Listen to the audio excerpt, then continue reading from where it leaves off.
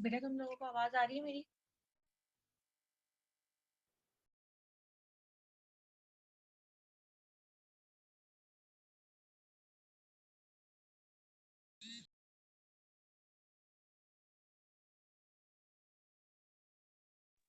बेटा तुम लोगों को आवाज आ रही है मेरी? Yes miss. यस मिस आ रही है। ठीक है बेटा, क्लास स्टार्ट करते हैं। कल हमने कहाँ तक पढ़ा था? मेरे ख्याल से वेनम तक पढ़ा सिस्टम। था। अच्छा अच्छा, ठीक है, सही है। हमने कल जो है कल एक सेकेंड बेटा। अच्छा, तो कल हमने जो है वेनम से बेसिकली आज स्टार्ट करना है, ठीक है। तो यहाँ से मैं दोबारा बता देती हूँ, स्नेक्स की तुम लोगों ने बनानी है हेडिंग, ठीक है। और स्नेक्स की हेडिंग बना के लिखना है, snakes are the limbless reptiles who creep on land, ठीक है। इनके पास कोई लिम्स नहीं होते, लैंड पे क्रीप करते हैं by the undulating movement of their body. उनकी बॉडी की मूवमेंट ऐसी होती है स्नेक्स की, ठीक है। अंडुलेटिंग मूवमेंट का मतलब जो है वो जैसे रींग के मूव कर रहे होते हैं, ठीक है। Some of the snakes are poisonous, कुछ पॉइजनस होते हैं, जहरीले होते हैं। देयर पॉइजन कॉल्ड वेनम, ठीक है। अच्छा, जो जहर होता है स्नेक्स में, उस जहर को जो है ना वेनम कहा जाता है, ठीक है। The poison which is present in the snakes that is known as आपका venom, which may be hemotoxic or neurotoxic, is injected into the body of the prey by the help of। अच्छा, अब देखो यहाँ एक word लिखा है haemotoxic और neurotoxic. Haemotoxic का मतलब ये है जो ब्लड में जाकर पॉइजन फैलाए, ठीक है, जो ब्लड को पॉइजन कर दे। न्यूरोटॉक्सिक का मतलब जो नर्वस सिस्टम को हार्म पहुंचाए या नर्वस सिस्टम को पॉइजन जो है वो डैमेज कर दे, ठीक है।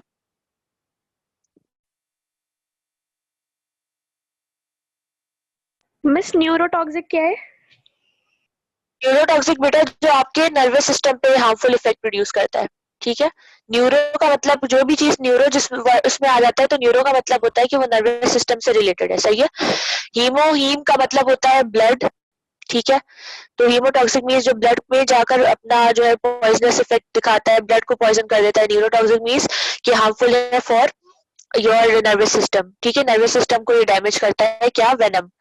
वेनम क्या है? जहर है जो स्नेक्स के अंदर होता है, ठीक। In is injected into the body of the prey, ठीक है। ये जो वेनम है वो ये स्नेक अपने शिकार की बॉडी में इंजेक्ट करता है, कैसे? कुछ दांतों की मदद से करता है, by the help of specially designed sharp curved teeth called fangs, ठीक है। अब इनके अंदर होते हैं शार्प दांत, ठीक है, शार्प दांत होते हैं, कर्व्ड होते हैं, और ये इन दांतों की मदद से क्या करते हैं? अपने शिकार को, अपने प्रे को बाइट करते हैं। बाइट करने के बाद क्या करते हैं? ये वहां पर अपना जो इनका जहर होता है, जो पॉइजन होता है, वो जहर या पॉइजन वो इंजेक्ट कर देता है। फैंग्स का नाम दिया जाता है उन दांतों को, ठीक। तो दोनों चीजों में डिफरेंस ये है, काफी बच्चे उसको मिक्स करते हैं कि दांत जिसके जरिए से ये अपना जो है वो जहर किसी शिकार में डाल देता है, उस शिकार में डालने वाले जो दांत है उसको क्या कहा जाता है? दांतों को फैंग्स कहा जाता है। और जो पॉइजन है, जो जहर होता है, उसका नाम क्या है? वेनम।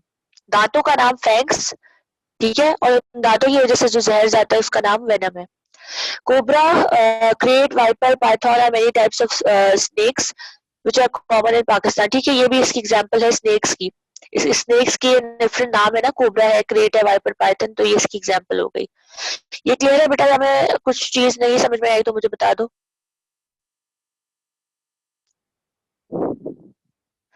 क्लियर है बेटा? वेनम और फैंग्स, वेनम और फैंग्स पूछते हैं बेटा, ये आता है पेपर में।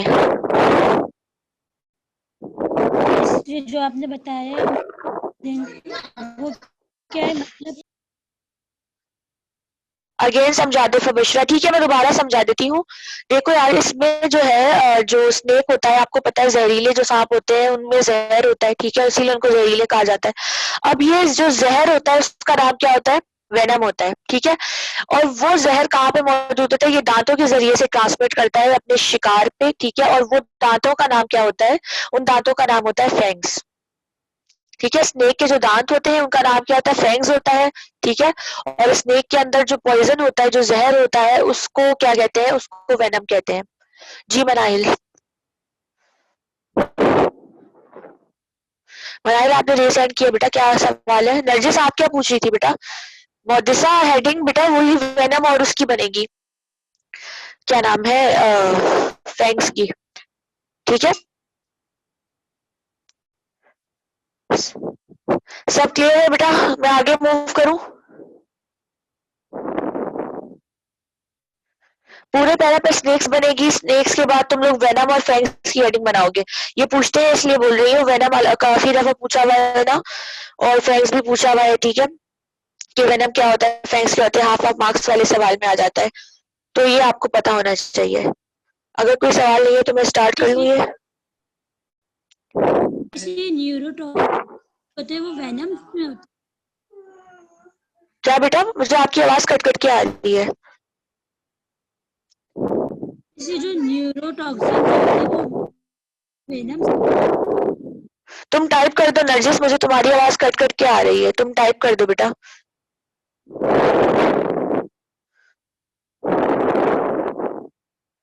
टाइप कर दो, मैं वेट कर रही हूँ क्योंकि आवाज बिल्कुल नहीं आ रही आपकी।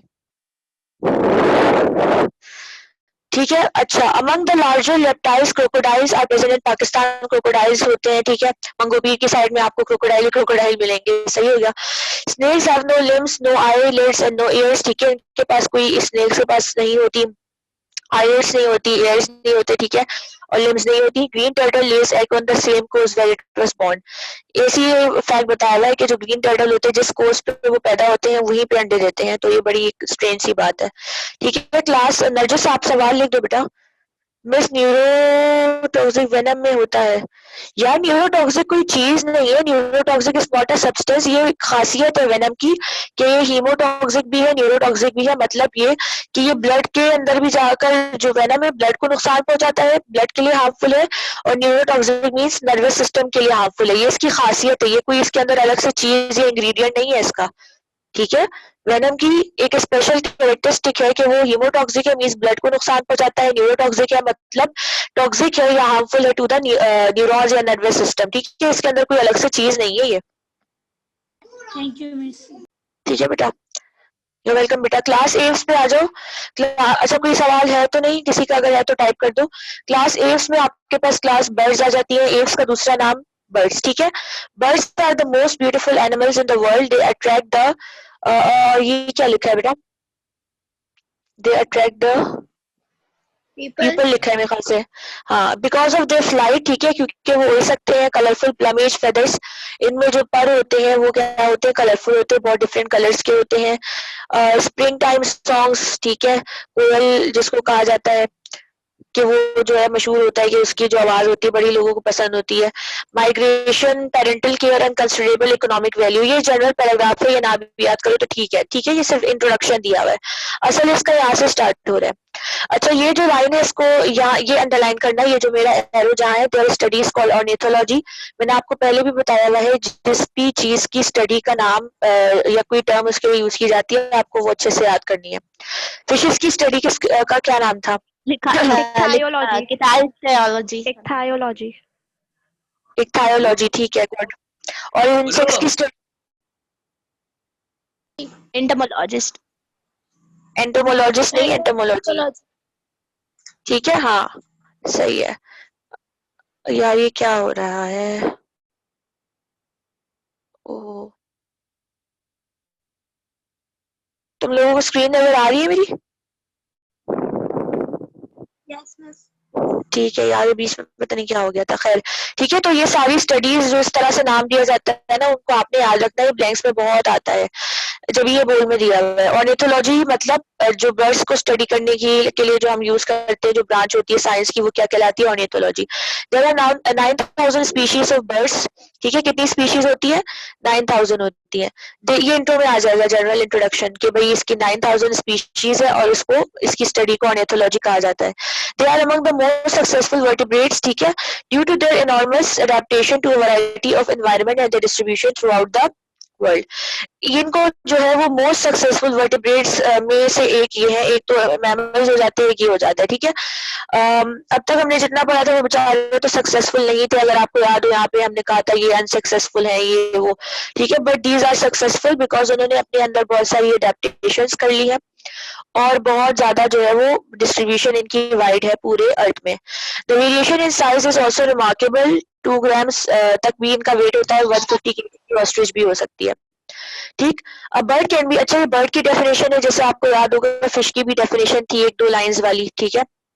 तो इस तरह ये आप बर्ड की डेफिनेशन जनरली बता दोगे कि ये बर्ड की डेफिनेशन है क्या, as a feather covered by pedal flying, ठीक है, feather covered by pedal flying vertebrate possessing wings. Bird क्या चीज है, बर्ड की डेफिनेशन क्या है कि इसकी बॉडी कवर होती है फेदर से, ठीक है, फेदर कवर्ड, बाइपीडल मींस 2 पैर, ठीक, 2 पैर, फ्लाइंग वर्टिब्रेट्स यानी उड़ सकते हैं, इनमें विंग्स होते हैं, अच्छा आगे लिखा हुआ है पोजेसिंग विंग्स, ठीक, फेदर से इनकी बॉडी कवर होती है, 2 टांगे, बाई मींस 2, पीडल मींस पैर, ठीक है, फ्लाइंग वर्टिब्रेट्स होते हैं जिनके पास विंग्स होते हैं। Is it clear?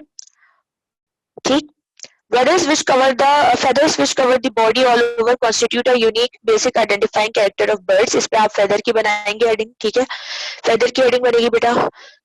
अच्छा, feather जो इनकी पूरी बॉडी पर प्रेजेंट होता है वो जो है बहुत इनका यूनिक कैरेक्टर होता है बर्ड्स का, जाहिर बात है आपको पता है, और किसी क्लास के अंदर जो है ना ये फेदर वाला इस तरह से प्रेजेंट नहीं होते, ये खास बर्ड्स के पास होते हैं, ठीक। It not only serves as a protective insulator government but is directly involved in 2 most important aspects of avian biology, ठीक है, flight and endothermy। यहाँ तक आपने मार्क करना है, ठीक हो गया। अच्छा, एक काम तो ये था कि भाई ये आपकी पूरी बर्ड्स की बॉडी को कवर करता है, दूसरा काम इसका ये है कि ये जो है जाहिर बात है जैसे हम लोग जो है सर्दियां हो जाती है तो जैकेट पहन लिया, भाई कंबल ओढ़ लिया, लिहाफ ओढ़ लिया, तो ये लोग तो जाहिर बात है कंबल और स्वेटर नहीं पहन सकते, ठीक है। तो ये लोग क्या करेंगे, इनके पास फेदर्स होते हैं जिसका काम क्या होता है, इंसुलेटिंग इफेक्ट देना। इंसुलेटिंग का मतलब क्या होता है बेटा, आप लोग केमिस्ट्री पढ़ते हो इतना तो पता होगा इंसुलेटर क्या होता है।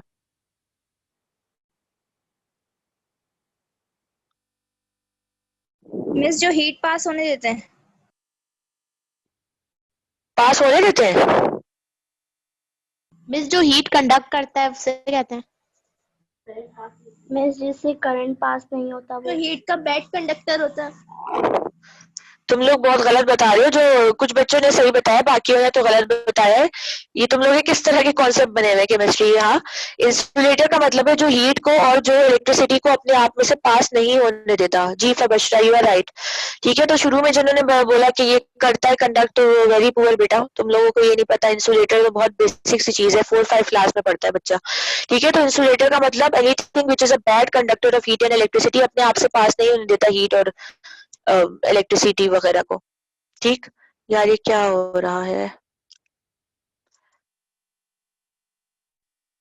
अच्छा ठीक है भाई, सही हो गया। अच्छा, तो ये आपका एक और फायदा हो गया फेदर्स का। अब दूसरी बात ये है कि ये 2 और मजीद चीजों में इन्वॉल्व होते हैं, एस्पेक्ट्स ऑफ एवियन बायोलॉजी। आप इस पे हेडिंग नेक्स्ट पॉइंट पे बना सकते हो, important aspects of avian biology, ठीक है, जो मैं पढ़ने जा रही हूँ। एंडोथर्म्स और होम्योथर्म्स, एंडोथर्म और homeotherms are the animals whose body temperature remains constant irrespective of the temperature of environment they are living in। Endotherm या होमी, अच्छा इससे पहले जो हमने एक वर्ड पढ़ा था पोइकिलोथर्म्स, वो आपको पता होगा। पोइकिलोथर्म्स वो एनिमल्स होते हैं जिनका बॉडी टेम्परेचर कांस्टेंट नहीं होता, वो चेंज होता रहता है अकॉर्डिंग टू द एनवायरनमेंट, सही है। लेकिन ये जो एनिमल्स है, अच्छा पोइकिलोथर्म्स का दूसरा नाम क्या था, कोल्ड ब्लडेड एनिमल्स।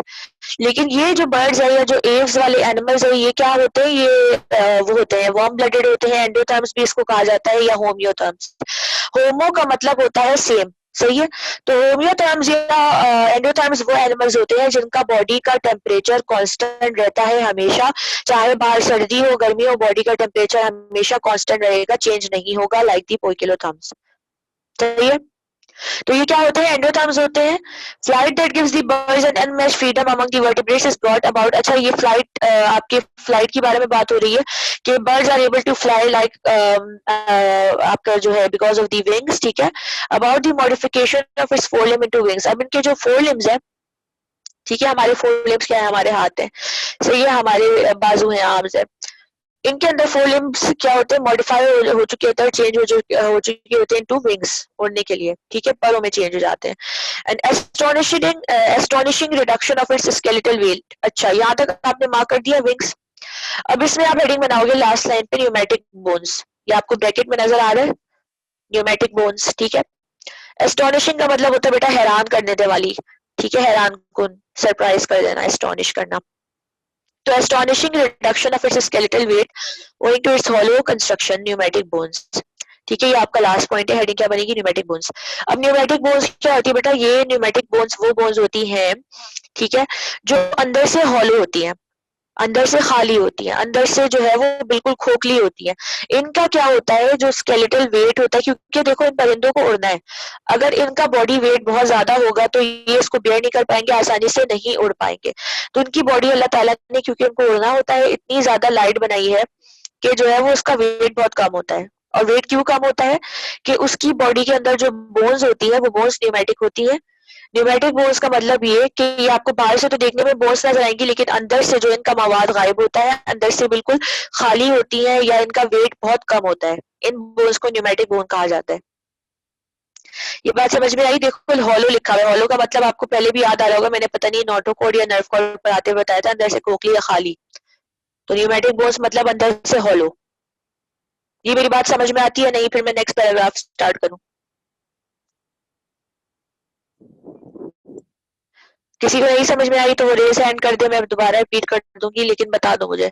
दो द बर्ड्स आर प्रेजेंट, महोत्सव बेटा न्यूमेटिक बोन्स का मतलब होता है कि जो है ना, क्योंकि इन बर्ड्स को उड़ना होता है ना, सही है, तो इनको उड़ना होता है, तो अगर इनका वजन बहुत ज्यादा होगा तो ये बेचारे कैसे उड़ पाएंगे? ठीक है, ज्यादा वजन की वजह से तो वो उड़ ही नहीं पाएंगे। तो अल्लाह ताला ने इन क्या कहते हैं, बर्ड्स के अंदर जो इनकी जो बोन्स है या इनकी जो हड्डियां हैं, वो हड्डियां ऐसे बनाई है जिनका वेट बहुत ज्यादा कम होता है, बहुत हल्की बोन्स होती है। और हल्की इसलिए होती है कि उन हड्डियों के अंदर का जो हिस्सा होता है ना, हड्डियों के अंदर, वो पूरा जो है वो हॉलो होता है, खाली होता है, थोड़ा सा खोखला होता है, इसीलिए इन बोन्स का वेट थोड़ा कम होता है।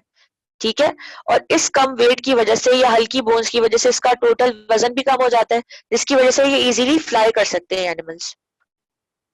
क्लियर है बेटा आपको? ओके बेटा, ठीक है। तो अब नेक्स्ट पैराग्राफ पे आ जाते हैं हम। Though the birds are present in large numbers and live in very different habitat, they all have a compact spindle body. आप इसके ऊपर हेडिंग बनाएंगे इस फर्स्ट सेकंड लाइन के ऊपर, बॉडी कि इनकी बॉडी भी कैसी होती है, कॉम्पैक्ट स्पिंडल शेप बॉडी होती है। रिड्यूस नंबर ऑफ बोन्स, मैंने अभी आपको बताया ना, बोन्स थोड़ी सी रिड्यूस हुई होती हैं, सही है। लार्ज आई बॉल विथ कीन आई साइट, जो बर्ड्स होती है ना उनकी आई बॉल बहुत ज्यादा बड़ी होती है, ठीक है, और उनकी आई साइट बहुत ज्यादा शार्प होती है, क्योंकि उनको उड़ना होता है। तो वो आपको पता है कि जो चील वगैरह होते हैं ऊपर आसमान में उड़ रहे होते हैं, तो वो जमीन पे इजीली आइडेंटिफाई कर लेते हैं कि कहाँ उनका शिकार है, कहाँ गोश्त है, तो वो उसी पे झपट्टा मार देते हैं। तो इतने ऊंचाई से देखना तो इतना आसान नहीं है, इसीलिए अल्लाह ताला ने इनको जो है आई साइट जो नजर दी है वो बहुत तेज दी है, क्योंकि ये उड़ते हैं ताकि वो जमीन पे नजर रख सके। And a large powerful 4 chamber heart. Miss हाँ जी, मिस कॉम्पैक्ट स्पिंडल का मतलब? कॉम्पैक्ट का मतलब बेटा बहुत हार्ड एंड रिजिड बॉडी, ठीक है। स्पिंडल शेप, स्पिंडल जो मियोसिस वाला स्पिंडल है, याद है आपको, थोड़ा सा आगे प्रोट्रूड कर रही होती है इनकी बॉडी, ये देख रहे हो आप, ऐसी स्पिंडल शेप बॉडी होती है, थोड़ा सा आगे की तरफ प्रोट्रूड करना। सारी बर्ड्स की शेप थोड़ी सी ऐसी ही होती है। अगर आप पिजन की भी देखो तो वो यार ये क्यों स्टॉप हो जाता है, पता नहीं, आज मेरा जूम बहुत इशू कर रहा है बेटा, नहीं तो तुम लोगों को एनोटेट करके बता देती। देखो ये इस आगे से थोड़ा सा इस तरह बेंट है, ठीक है, तो ये स्पिंडल शेप बॉडी है। सारी बर्ड्स का जनरल शेप आप देखो तो सेम ही होता है ना, ठीक है, तो उसको स्पिंडल शेप कहा जाता है। सही है? Is it clear Alina? Yes miss. सही है, अच्छा आगे आ जाओ। तो ये आपकी हेडिंग बनेगी हार्ट, और ये अंडरलाइन करना, याद रखना कि इनके अंदर जो हार्ट होता है वो 4 चेम्बर होता है, ठीक है, इसको अंडरलाइन करना कि इनमें जो हार्ट होता है वो 4 चेम्बर होता है, हार्ट होता है। मिस कहाँ चार से बनेगी हार्ट की heading? Large power, they have a large powerful 4 chambered heart, बस इतना सा पॉइंट लिख लो, बस काफी है। They have a sound producing sac, यहाँ पे खत्म हो रहा है हार्ट, ठीक है। They have a sound producing sac the syrinx instead of larynx present in, या ये क्या लिखा है बेटा, प्रेजेंट इन, आगे क्या लिखा अदर है बेटा, वर्टिब्रेट्स। ठीक है, प्रेजेंट इन अदर वर्टिब्रेट्स, यहाँ तक मार्क करो। हेडिंग बनेगी साइरिंग्स, ठीक है, बना दी आप लोगों ने हेडिंग। अब सुन लो ये क्या होता है। आपको पता है बर्ड्स की बहुत अच्छी सी आवाज होती है और हर बर्ड की जो है वो थोड़ी सी डिफरेंट होती है। कौवे की आवाज अलग है, ठीक है, कोयल की आवाज अलग है, कबूतर है तो भाई उसकी अलग से आवाज आती है। तो इनके अंदर जो ये आवाज प्रोड्यूस करने की क्वालिटी होती है वो किसकी वजह से होती है? एक साउंड बॉक्स की वजह से होती है। उस साउंड बॉक्स को जो बर्ड्स में होता है उनको क्या कहा जाता है? सायरिंग्स कहा जाता है, ठीक है। इनमें लैरिंग्स नहीं होता, बल्कि लैरिंग्स की जगह क्या होता है? सायरिंग्स होता है। हमारे अंदर जो हमारी बॉडी में लैरिंग्स होता है जिसकी वजह से हमारी आवाज प्रोड्यूस होती है। हम सबके बात करने का तरीका, आवाज डिफरेंट होती है और वो आवाज हमारी बॉडी में कहाँ से प्रोड्यूस हो रही होती है? लैरिंग्स से, जिसको वॉइस बॉक्स भी कहा जाता है, साउंड बॉक्स या वॉइस बॉक्स। लेकिन इनके अंदर हमारी तरह लैरिंग्स नहीं होता, बल्कि क्या होता है? सायरिंग्स होता है, जो कि साउंड प्रोड्यूस करता है। सही है। They have a toothless beak, इस पे आप हेडिंग बनाओगे बीक की। इनकी जो चोंच होती है उसके अंदर दांत नहीं होते, ठीक है, सिर्फ एक लंबी सी चोंच होती है, दांत नहीं होते, टूथलेस होती है, ठीक। The shape of beak and type of its feet and claws tell about the habit and habitat of a bird. यानी कि इसकी जो चोंच है वो बताएगी और इसका जो पैर और इसके जो पंजे है वो बताएंगे आपको कि ये किस हैबिटेट में रहने वाला बर्ड है या इसकी क्या हैबिट से, कौन से ये शिकार करता है किन एनिमल्स को। जैसे मुर्गी है और जो चील वगैरह होती है उनकी अगर आपको पता हो तो बीक थोड़ी सी ज्यादा बड़ी होती है और बहुत ज्यादा लंबी होती है और बेंड भी बहुत होती है, क्योंकि उनको जो है वो गोश्त पे हमला करके उसको खाना होता है। तो जो बीक का शेप है, जो चोंच का शेप है, वो आपको बताएगा कि ये एनिमल्स कहाँ रहते हैं और किस तरह के एनिमल्स है, क्या खाते हैं क्या नहीं खाते। तो वो आपको बीक से और उसके जो है पंजों वगैरह से, उसके फीट से पता चलेगा कि ये जो है किस तरह के एनिमल्स है। इस पे फर्टिलाइजेशन बनेगी हेडिंग। फर्टिलाइजेशन बर्ड्स में इंटरनल होती है। एक्सटर्नल फर्टिलाइजेशन आपको याद हो तो पाइसेस और एम्फीबियंस में हो रही थी। यहाँ पे एक्सटर्नल नहीं होती क्योंकि ये लैंड एनिमल्स हैं। इनमें क्या होती है? इंटरनल फर्टिलाइजेशन होती है। एग्स कैसे होते हैं? लार्ज होते हैं, सही है, और एमनियोटिक होते हैं। एमनियन क्या होता है? Covering of the embryo. ठीक है बेटा, सही है। और कौन कौन से एमनियोटिक एनिमल्स होते हैं? एक तो बर्ड्स हो गया ना, रेप्टाइल्स। और एक और एग्जाम्पल मैंने कल लिखवाई थी ना, उसमें जो पैराग्राफ है देख के बताओ। कैरिनाइड।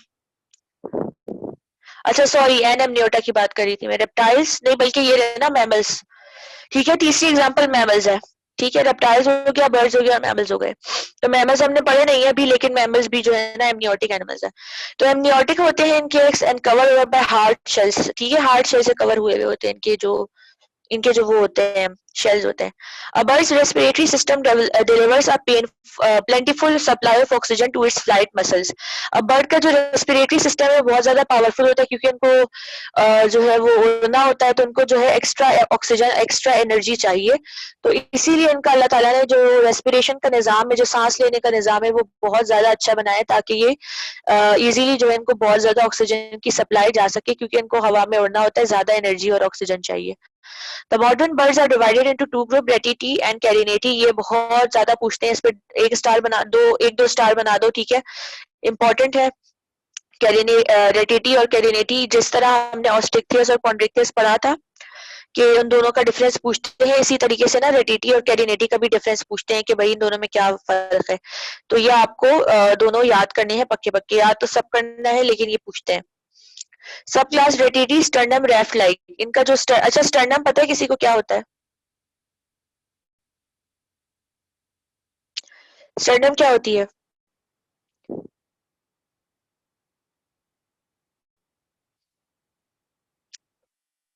हाँ जी, स्टर्नम क्या होती है बेटा?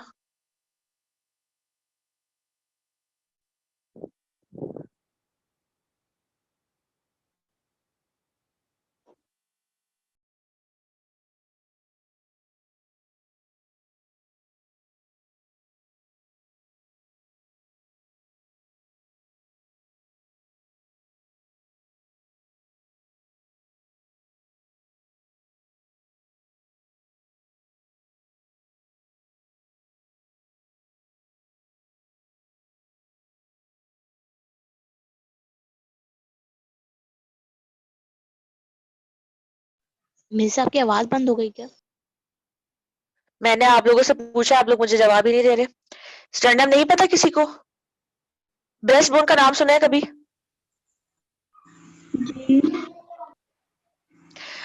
ब्रेस्ट बोन जो है, अगर तुम लोग अपने सीने पे हाथ रखो तो एक बहुत लंबी सी बोन नीचे की तरफ जाती हुई फील हो रही होगी सेंटर ऑफ द बॉडी में।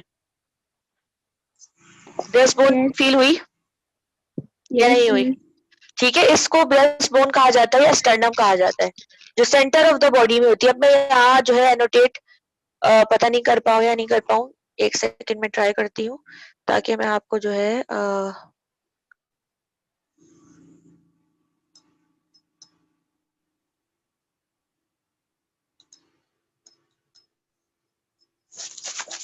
यार यहाँ थोड़ा सा इशू हो रहा है एनोटेशन में, बट खैर है, लेकिन आप लोगों को समझ में आ गया होगा आई होप कि हमारे सीने में, ठीक है, चेस्ट में एक बहुत सीधी सी स्ट्रेट बोन होती है, उसको स्टर्नम कहा जाता है। यार ये क्यों इस तरह हो रहा है मेरे पास?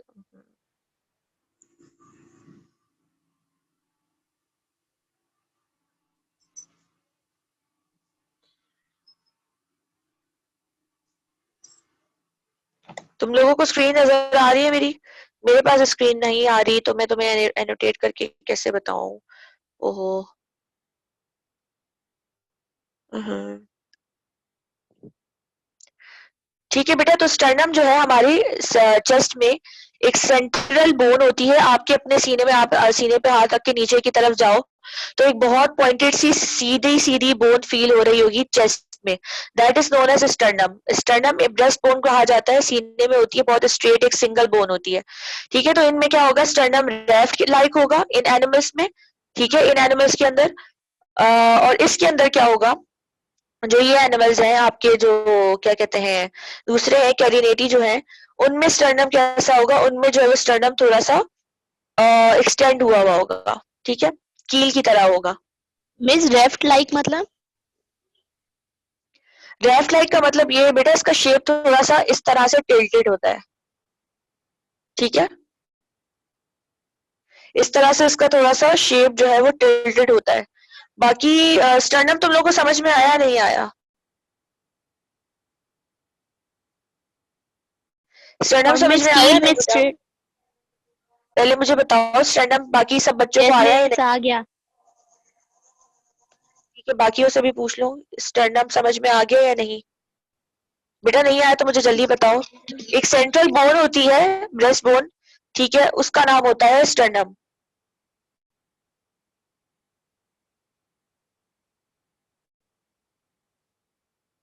आई होप इट्स क्लियर बेटा, क्योंकि किसी ने नहीं पूछा। रेफ्ट लाइक मीन्स इसका ये बेटा थोड़ा सा ऐसा शेप होता है। ठीक है, और कील लाइक का मतलब ये होता है ये थोड़ी सी स्टेबल होती है। ठीक है, स्टर्नम विद कील। कील एक इसका पार्ट होता है, आगे इसमें शायद कहीं पे लिखा हुआ होगा। दिस सब class of birds include the modern big size flightless birds. ये अंडरलाइन करो, मॉडर्न बिग साइज, जो मेरी बुक में अंडरलाइन हुआ है वही करो, modern big size flightless birds. ठीक है, ये अंडरलाइन करो, modern big size flightless birds. तो इनके अंदर जो क्लास रेडिटी है उसमें कौन कौन से एनिमल्स आ जाते हैं, वो एनिमल्स आ जाते हैं जो फ्लाइटलेस बर्ड्स है, मेज उड़ नहीं सकते और बड़े बड़े बर्ड्स होती हैं। ठीक है, फ्लाइटलेस बर्ड्स है, ये एग्जाम में तुम लोगों को कंफ्यूज करने के लिए पूछ लेते हैं कि भाई फ्लाइटलेस बर्ड्स के बारे में बता दे, तो बच्चे जो है वो नाम याद किया हुआ तो होता नहीं, ये रट के गए होते क्लास रेडिटी, तो इस तरह भी पूछ सकते हैं। These birds cannot fly because they have comparatively heavy weight.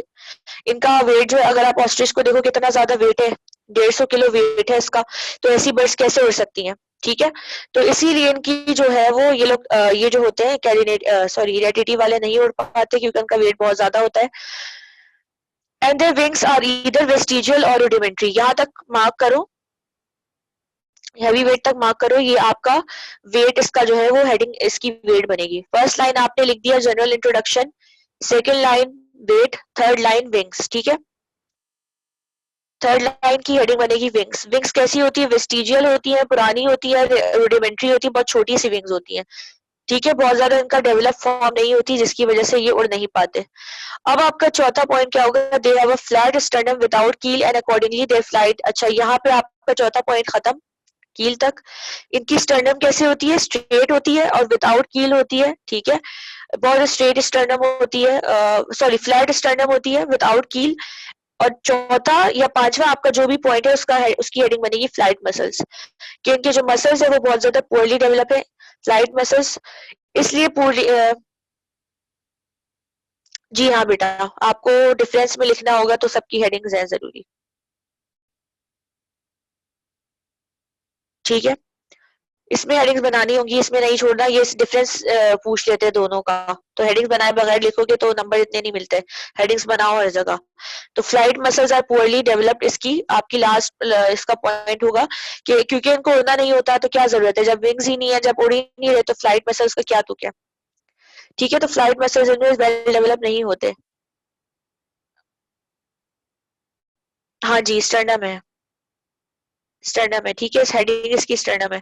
अच्छा, अब इसकी एग्जांपल पे आ जाओ तो एग्जांपल क्या है, ऑस्ट्रिच है, सही है, और ऑस्ट्रिच है और पेंगुइन, ये दोनों एग्जांपल्स काफी है, बाकी ये सब उल्टे सीधे नाम मत याद करना। सही है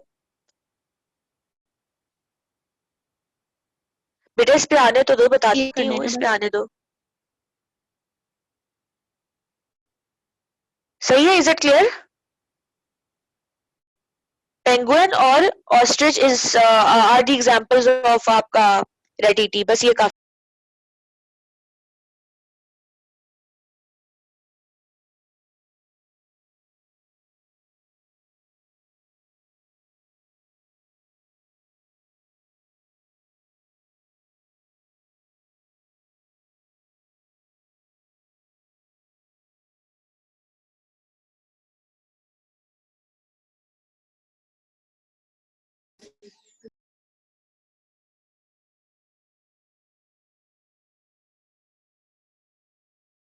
मिस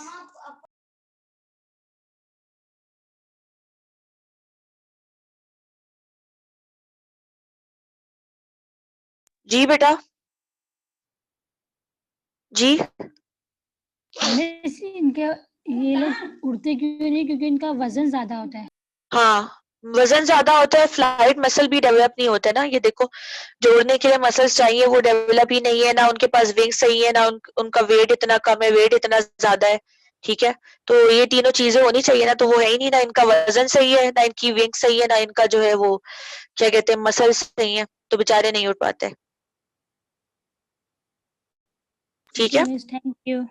वेलकम बेटा। अच्छा, चैट बॉक्स में मनाहिल बेटा, कील जो है ना, जैसे स्टर्नम हमारे अंदर होती है ना, सिंपल ब्रेस्ट बोन। ठीक है, अब इन बर्ड्स के अंदर क्या होता है, ये स्टर्नम ना थोड़ी सी और लंबी हुई होती है, और थोड़ा सा इसका और बड़ा सा एक्स्ट्रा पार्ट होता है, स्टर्नम से ही जुड़ा हुआ होता है, उस पार्ट को कील कहा जाता है। ठीक है, इनके अंदर क्या होता है, स्टर्नम होती है, सही है, लेकिन स्टर्नम जो है उसके नीचे ना मजीद एक्सटेंशन हुई होती है। ठीक है, उस एक्सटेंशन ऑफ द बोन को क्या कहा जाता है, कील कहा जाता है। तो स्टर्नम तो है ही है इनमें, मगर साथ में कील भी है, which is a sort of extension of the bone, sternum. समझ में आती है मनाहिल ये बात? स्टर्नम है बॉडी में, ठीक है, स्टर्नम नीचे और थोड़ी सी लंबी हुई है, उस पार्ट को क्या कहा जाता है, वो बड़े से पार्ट को जो स्टर्नम के साथ है उसको कील कहा जाता है। Almost all the modern flying birds, इस पे आप हेडिंग बनाओगे मॉडर्न फ्लाइंग बर्ड्स। इस तरह भी पूछते हैं कैलिनेटी के अलावा कि भाई मॉडर्न फ्लाइंग बर्ड्स के बारे में बता दें, तो ये पता होना चाहिए कि ये वाली बर्ड्स जो है, जो हमने ऊपर पढ़ी थी, ये फ्लाइटलेस बर्ड्स हैं, they can not fly, so we call them flightless.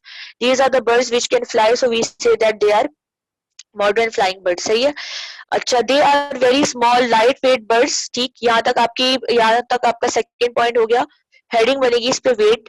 ये एनिमल्स बहुत ज्यादा लाइट वेट होते हैं, इसी वजह से उड़ पाते हैं। ठीक है, छोटे होते हैं, बहुत ज्यादा इनका वेट कम होता है। सही हो गया। ये आपका तीसरा पॉइंट है। विंग्स की हेडिंग बनेगी, विंग्स आर हाईली डेवलप्ड। ठीक है, and feathers of the wings have an interlocking mechanism. Wings बहुत ज्यादा इनमें अच्छे से डेवलप हुए होते हैं, और विंग्स के अंदर जो इंटरलॉकिंग मैकेनिज्म होता है। इंटरलॉकिंग मैकेनिज्म का मतलब, अगर आप अपने दोनों हाथ को करीब लाओ, अपनी फिंगर्स को दोनों हाथों जितनी भी फिंगर्स है उनको जो है वो आपस में मीट करवाओ। ठीक है, तो आप एक तरह से लॉक कर सकते हो अपनी दोनों हाथों की फिंगर्स को, उसको इंटरलॉकिंग मैकेनिज्म कहा जाता है, कि ये अपने फेदर्स को इंटरलॉक कर सकती हैं। ठीक है, जैसे अगर आप अपनी दोनों हाथों को करीब लाओ, अपनी उंगलियां दोनों उंगलियों के बीच में डाल दो, ठीक है, और दोनों को कस के पकड़ो, तो ये इंटरलॉकिंग सिस्टम हो गया, कि आपने जो इंटरलॉक कर दिया दोनों को। तो ये इंटरलॉकिंग मैकेनिज्म फेदर्स में जो बर्ड्स होती है उनके अंदर होता है प्रेजेंट, जिसकी वजह से ये इजीली फ्लाई कर सकती हैं। ये पॉइंट आपका जो है स्टर्नम का है। There sternum is provided with a crest like keel to accommodate the highly developed pectoral flight muscles.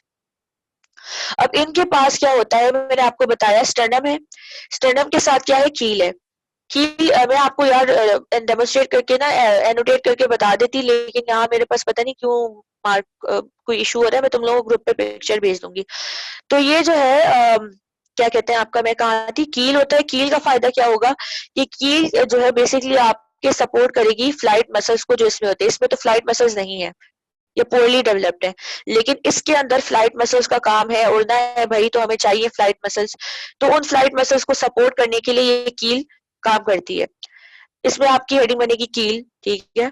इसके बाद the flying muscles, the flying, ये पता नहीं क्या लिखा है, distributed all around the world. ये जो बर्ड होती हैं फ्लाइंग बर्ड्स, ये पूरी दुनिया में डिस्ट्रीब्यूटेड है। पाकिस्तान, अच्छा ये सब नहीं लिखना, एग्जाम्पल आपकी यहाँ से शुरू हो रही है। स्पैरो उड़ सकता है, ठीक है। पिजन्स, मायना, बुलबुल, मैना है वैसे, मायना लिखा है यहाँ। होपोस, ठीक है। और crow, doves, parrots, fowls, cuckoo, ducks, ये सब एग्जांपल्स हैं। Kites, falcon, owl are the common birds. Ducks, seagulls and क्या कहते हैं, क्रेन्स आर कॉमन एग्जांपल। अच्छा ये सारी एग्जांपल्स हैं, इतनी सारी आपने सब नहीं लिखनी, जाहिर बात है सब आप याद भी नहीं कर पाओगे।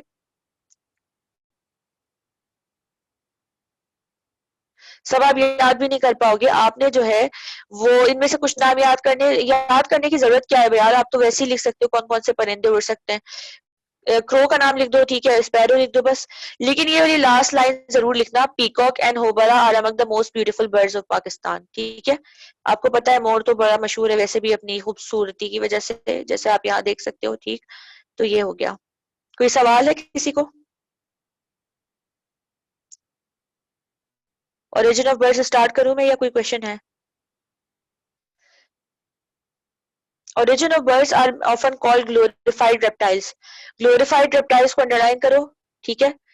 इस तरह भी पूछ सकते हैं, राइट अबाउट ग्लोरिफाइड रेप्टाइल्स, तो भाई आपको पता ही नहीं है, ठीक है। तो ग्लोरिफाइड रेप्टाइल्स की तरह भी पूछ सकते हैं सवाल में। तो बर्ड्स का दूसरा नाम ग्लोरिफाइड रेप्टाइल्स भी है, क्योंकि वो इसी ग्रुप से इवॉल्व हुए हुए होते हैं, ठीक है। रेप्टाइल्स से ही ये डेवलप हुए हुए होते हैं and have many characters in common but show a much more miss हाँ। मिस आपने कहा था कि किसी भी एनिमल की ओरिजिन इतने इम्पोर्टेंट नहीं है। यार तुम लोग इम्पोर्टेंट और अनइम्पोर्टेंट का इतना क्यों पूछते हो, मुझे पता है बहुत गुस्सा आता है इस बात से। ओरिजिन ऑफ बर्ड्स इम्पोर्टेंट नहीं है, लेकिन यार पढ़ना तो है ना। इसमें से अगर कोई इम्पोर्टेंट चीज है तो तुम्हें याद करनी है। अगर मैं कह दूं इम्पोर्टेंट नहीं है और अगर पेपर में आ गया तो तुम लोग तो बोलोगे मिस ने बोला था, ठीक है। तो कोई भी चीज अनइम्पोर्टेंट इस तरह से नहीं होती। मैं सिर्फ तुम लोगों को ये बताती हूँ कि कभी पेपर में नहीं आया है, याद सब चीजें करनी है, सही हो गया। ओरिजिन ऑफ बर्ड्स कल को पेपर में आ गया तो ये नहीं कहना मिसने कहा था। मैंने ये कहा है कि पेपर में अब तक नहीं पूछा गया, हो सकता है अब पूछा जा सकता है, ठीक है। अच्छा तो ये मत कहा करो ये इंपॉर्टेंट है अनइम्पोर्टेंट है, बेटा इस तरह से नहीं बोला करो। पेपर में आया है नहीं आया ये पूछ लिया करो। ये पेपर में अब तक नहीं आया है मुझे जहां तक याद आ रहा है, लेकिन ये आ सकता है ना बेटा, कोई गारंटी तो नहीं है कि अब ये नेक्स्ट पेपर में भी नहीं आएगा। हमें तो कुछ नहीं पता, इसीलिए सब याद करना है, ठीक। अच्छा एंड मार्क्ड, अच्छा मेरे पास टाइम खत्म हो रहा है, तो कोई सवाल नहीं है तो मैं मीटिंग एंड करूं।